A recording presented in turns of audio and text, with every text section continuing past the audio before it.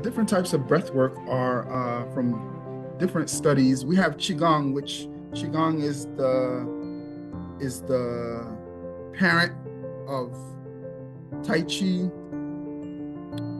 Baguazhang, and Wing Chun, which all have different, very powerful aspects of healing, as well as you can say the fighting systems, right?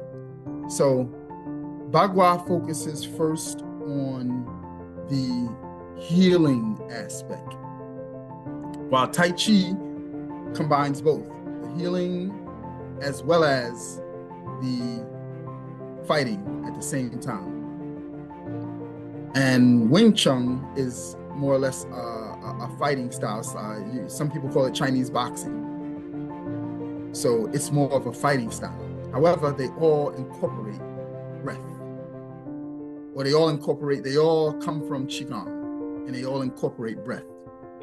There's also the Ayurvedic, which is from the Himalayas, or from also Asian, but it's from the Himalayan Asians, the Ayurvedic medicine.